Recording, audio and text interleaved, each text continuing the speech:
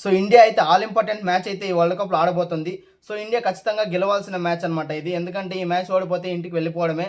So దీన్ని బట్టి ఇండియాకొచ్చేసి ఇది ఆల్ ఇంపార్టెంట్ మ్యాచ్ అనమాట. మళ్ళీ ఇండియా ప్లేయింగ్ 11 ఎలా ఉండబోతుంది? సో బ్యాటింగ్ ఆర్డర్ ఏదైనా చేంజెస్ ఉందా? రింకు సింగ్ ఆల్రెడీ మళ్ళీ తిరిగి వచ్చేసాడనమాట ప్లేయింగ్ 11లోకి. సో టీమ్‌లోకి వచ్చే ఛాన్స్ ఉందా? లేదంటే సంజు సామ్సన్ ఏమైనా ప్లేయింగ్ 11 ఆడే ఛాన్స్ ఉందా? వాషింగ్టన్ సుందర్ బదులు అక్షర్ పటేల్ వచ్చే ఛాన్స్ ఉందా? అనేది మొత్తం ఈ వీడియోలో అయితే పిచ్ కండిషన్స్ ఏంటి, వెదర్ రిపోర్ట్ ఏంటి, సో సెమీఫైనల్కి వెళ్ళాలంటే అసలు ఎన్ని రన్స్ తేడాతో గెలవాలి ఏంటి అనేది మొత్తం ఈ వీడియోలో అయితే మాట్లాడుకుందాం గైస్. సో వీడియో చాలా ఇంట్రెస్టింగ్ ఉండబోతుంది కాబట్టి ఇప్పటివరకు వీడియోని లైక్ చేయకపోతే వెంటనే వీడియో అయితే లైక్ చేసేయండి. సో ఇంకేమాత్రం లైక్ చేయకుండా వీడియో అయితే స్టార్ట్ చేసేద్దాం. సో ఇండియా ఈ ఆల్ ఇంపార్టెంట్ మ్యాచ్ కన్నా ముందు ఇంకొక మ్యాచ్ అయితే ఉంది. అదేంటంటే south Africa versus West Indies match అనమాట. సో ఈ మ్యాచ్లో సౌత్ ఆఫ్రికా గెలిస్తే మనకైతే కొద్దిగా ఈజీగా అవుతుంది సెమీఫైనల్కి వెళ్ళడానికి. సో ఎందుకంటే సౌత్ ఆఫ్రికాను వెస్టిండీస్ ఒక్కొక్క మ్యాచ్ ఆల్రెడీ గెలుచున్నారు కాబట్టి ఈ మ్యాచ్ సౌత్ ఆఫ్రికా గెలిస్తే వెస్టిండీస్కి అయితే 2 పాయింట్స్లోనే ఉంటుంది. సో మనమైతే ఇంకా మిగిలిన 2 మ్యాచెస్ కూడా గెలిస్తే మనమైతే సెమీస్కి ఈజీగా అయితే వెళ్తాం. ఒకవేళ సౌత్ ఆఫ్రికా ఈ మ్యాచ్ ఓడిపోతే మనమైతే జింబాబ్వేని ఎన్ని రన్స్ తేడాతో గెలవాలంటే 76 రన్స్ తేడాతో అయితే గెలవాల్సి ఉంటుంది. అప్పుడే మన నెట్ రన్ రేట్ అనేది ఇప్పుడు -3.8లో ఉంది కదా. సో ప్లస్లోకి వచ్చే ఛాన్స్ అయితే ఉంటుంది గైస్. సో అందుకని మనమైతే సౌత్ ఆఫ్రికా గెలవాలని అయితే కోరుకుందాం. సో ఇంకా టీమిండియా ప్లేయింగ్ 11 కన్నా ముందు మనమైతే టీమిండియా యొక్క కన్సర్న్స్ గురించి అయితే మాట్లాడుకుందాం గైస్. సో ఫస్ట్ వన్ చూసుకున్నట్లయితే మనకి ఓపెనింగ్ పార్ట్నర్షిప్ అయితే ఈ వరల్డ్ కప్లో రావడం లేదనమాట. సో లాస్ట్ అన్ని మ్యాచెస్ చూసుకున్నా కూడా ప్రతి ఒక్క మ్యాచ్లోనూ అభిషేక్ శర్మ 3 డక్అవుట్స్ అయితే అయ్యాడు. దాని తర్వాత ఇషాన్ కిషన్ కూడా ఒక మ్యాచ్ డక్అవుట్ అయ్యాడు. సో ఇలా చూసుకుంటే మనకు ఓపెనింగ్ పార్ట్నర్షిప్ అనేది రావడం లేదనమాట. సో దీన్ని బట్టి మనమైతే ఓపెనింగ్ పార్ట్నర్షిప్ ఓపెనింగ్ బ్యాటింగ్ అయితే మార్చాల్సి ఉంటుంది. సో నేనేమనుకుంటున్నాను అంటే సంజు సామ్సన్ని టాప్లో అంటే ఓపెనింగ్ అభిషేక్ శర్మతో పంపించి దాని తర్వాత ఇషాన్ కిషన్ నెంబర్ 3లో వస్తే బాగుంటుందని అనుకుంటున్నా. సో తిలక్ వర్మ ఎక్కడ ఆడాలంటే వికెట్స్ పడే బట్టి తిలక్ వర్మ అయితే పంపించాల్సి ఉంటుంది. ఒకవేళ ఎర్లీ వికెట్స్ పడిపోతే తిలక్ వర్మ అయితే నెంబర్ 4లో రావాలి. లేదంటే సూర్యకుమార్ యాదవ్, దూబే దాని తర్వాత తిలక్ వర్మ వస్తే బాగుంటుంది. సో అభిషేక్ శర్మ అయితే లాస్ట్ 3 మ్యాచెస్ కూడా డక్అవుట్ అయ్యాడు. దాని తర్వాత చూసుకుంటే ఒక మ్యాచ్ 15 రన్స్ మాత్రమే స్కోర్ చేశాడు. సో ఆఫ్ స్పిన్నర్కి ఆడాలంటే ఖచ్చితంగా ఒక రైట్ హ్యాండ్ బ్యాట్స్మెన్ అయితే ఉండాలి కాబట్టి సంజు సామ్సన్ వస్తే కొద్దిగా బాగుంటుంది అని అనుకుంటున్నా. సో రింకు సింగ్ అంటే ఆల్రెడీ వాళ్ళ ఫాదర్కి అయితే కొద్దిగా హెల్త్ ఇష్యూస్ ఉంది కాబట్టి తనైతే ట్రావెల్ చేసి వచ్చాడు. కొద్దిగా మూడ్ ఆఫ్లో ఉంటాడు కాబట్టి తనైతే డ్రాప్ చేసే ఛాన్స్ ఉంది. రింకు సింగ్ ప్లేస్లో మనకైతే సంజు సామ్సన్ వచ్చే ఛాన్సెస్ అయితే ఉన్నాయి గైస్. సో ఇంక ఇండియా వర్సెస్ జింబాబ్వే పిచ్ గురించి చూసుకున్నట్లయితే ఈ మ్యాచ్ అయితే చెన్నైలో అయితే జరగబోతుంది. సో ముందున్నట్లు లేదనమాట బ్యాటింగ్ పిచ్ మంచిగా బ్యాట్ మీదకి అయితే బాల్ వస్తుంది. మంచి మంచి సిక్సెస్ అయితే స్కోర్ చేయొచ్చు.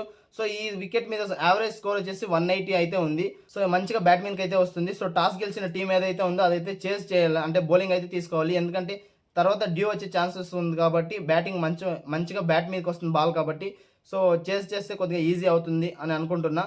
సో ఈ ఆల్ ఇంపార్టెంట్ మ్యాచ్లో మెయిన్ ప్లేయర్స్ ఎవరు అని చూసుకున్నట్లయితే శివం దూబే ఉండబోతున్నాడు. అలాగే హార్దిక్ పాండ్యా అండ్ వరుణ్ చక్రవర్తి అయితే ఈ మ్యాచ్లో మెయిన్ ప్లేయర్స్గా ఉండబోతున్నారు. ఎందుకంటే Hardik Pandya bowling and batting రెండిట్లోనూ కూడా మనకైతే కాంట్రిబ్యూట్ చేస్తారు కాబట్టి మెయిన్ ప్లేయర్గా అయితే హార్దిక్ పాండ్యా ఉండబోతున్నాడు. దాని తర్వాత శివం దూబే అయితే ఉండబోతున్నాడు. ఎందుకంటే శివం దూబేకి ఈ చెన్నై పిచ్చెస్ అయితే అలవాటు ఉంది కాబట్టి ఆల్రెడీ చెన్నై సూపర్ కింగ్స్ ఆడి ఉన్నాడు.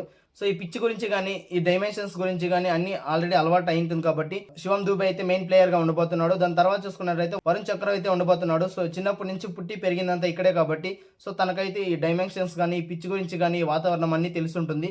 సో జింబాబ్వే టీంను కూడా తక్కువ అంచనా వేయడానికి లేదనమాట. సో ఆల్రెడీ వాళ్ళైతే మెయిన్ టీమ్స్నే ఓడించి వచ్చారు కాబట్టి సో వాళ్ళని కూడా కొద్దిగా తక్కువ అంచనా వేయకుండా మంచి గేమ్ అయితే ఆడాల్సి ఉంటుంది. సో వాళ్ళ సైడ్ ఎవరు ఇంపార్టెంట్ ప్లేయర్స్గా ఉండబోతున్నారు అని చూసుకున్నట్లయితే సో ఓపెనర్ అయిన బెన్నెట్ అయితే కొంచెం ఇంపార్టెంట్ ప్లేయర్ అనమాట.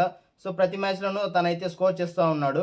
సో దాని తర్వాత చూసుకుంటే సికిందర్ అజయ్ అయితే ఇంపార్టెంట్ ప్లేయర్గా ఉండబోతున్నాడు. ఎందుకంటే ఆఫ్ స్పిన్ అయితే వేస్తాడు కదా. సో మన వాళ్ళు తెలిసిందే కదా, ఆల్రెడీ ఆఫ్ స్పిన్నర్కి అయితే అవుట్ అయితే అవుతూ ఉన్నారు. సో జింబాబ్వే తరపున సికిందర్ అజయ్ కూడా ఆల్ ఇంపార్టెంట్ మ్యాచ్లో మెయిన్ ప్లేయర్గా అయితే ఉండబోతున్నాడు. దాని తర్వాత చూసుకుంటే ముజర్బానీ అయితే ఉండబోతున్నాడు. ఎందుకంటే బౌలింగ్లో తనే ఎక్కువ వికెట్స్ అయితే తీస్తూ ఉన్నాడు జింబాబ్వే తరపున. సో అతను కూడా ఒక ఇంపార్టెంట్ ప్లేయర్గా అయితే ఉండబోతున్నాడు. సో ఇంక పిచ్ విషయానికి వచ్చేసి ఈ మ్యాచ్ అయితే చెన్నైలో అయితే ఆడబోతున్నారు గైస్. సో చెన్నై పిచ్ అయితే నార్మల్గా బౌలింగ్ పిచ్ లాగా ఉండింది ముందు, కాకపోతే ఇప్పుడైతే ఆ పిచ్ని రిలే చేశారనమాట. ఇప్పుడైతే మంచి బ్యాటింగ్ వికెట్ అయితే అయింది. సో మంచిగా టాస్ గెలిచిన వాళ్ళైతే చేసింగ్ అయితే చేయొచ్చు. ఎందుకంటే తర్వాత డ్యూ వచ్చే ఛాన్సెస్ కూడా ఉంది కాబట్టి మంచిగా బాల్ బ్యాట్ మీదకి వస్తుంది. సో ఈజీగా మనమైతే రన్స్ స్కోర్ చేయొచ్చు.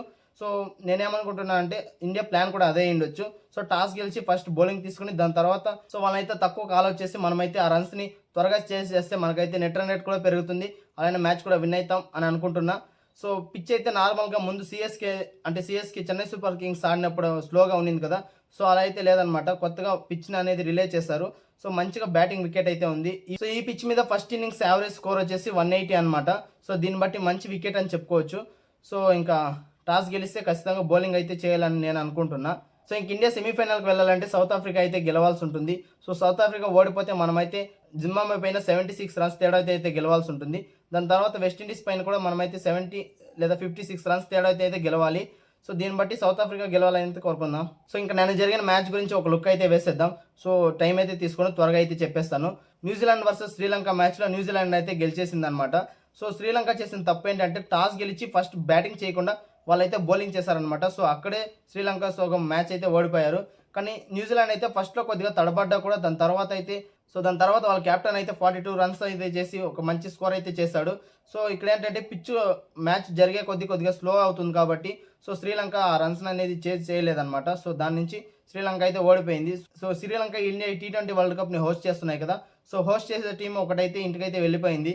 సో ఇంకొక టీం అయితే ఈరోజు ఆడబోతుంది. సో ఏం జరుగుతుందో ఏమో తెలియదు, చూడాలి.